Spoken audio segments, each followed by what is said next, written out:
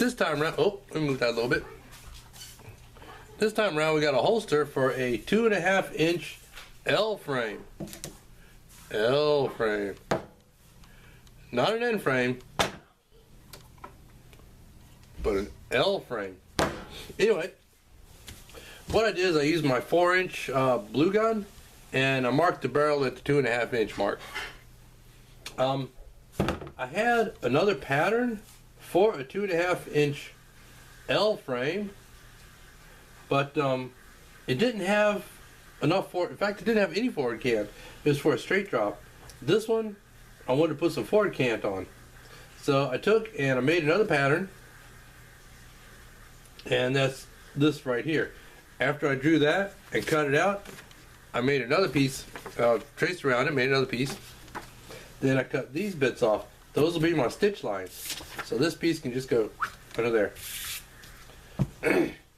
I've already got my leather cut, and it's all stamped and ready to go. Next step's going to be to dye this. But before I dye it, I got the edges, this edge up here and down here, already beveled. Same thing on the back piece. Now, the thing about making holsters is, at least I think the hard part is cutting the leather, because you know, 9-ounce veg tan, that's a lot harder to cut than a piece of construction paper. So actually, my wife helped me cut this piece. Cut. You're welcome. This piece. She just said, "You're welcome. Thank you, Lisa." And I cut this piece. So anyway, that's where we're at. Actually, at this point, they're ready to put some color on them. There we go. Like I said, these will be the stitch lines, so just put that on there. And it's also where the edge of the pattern is going to go. That's going to come out really nice. This one's going to be, well, I can't really hold it up because it's too dark. I don't know, I think you can still see it. It's going to be saddle tan. And the edges are going to be dark brown, so it's going to look really nice. It's going to have that contrast in it. I'm going to stitch it with some white thread. So let's get some more work done on it. I'm going to go ahead and dye it, and we'll come back and we'll see how that dye took.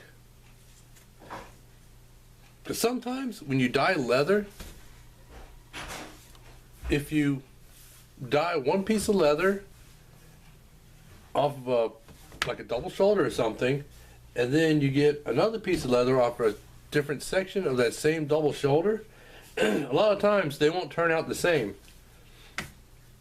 All depends on whether, you know, the cow might have had a rash in that spot or something.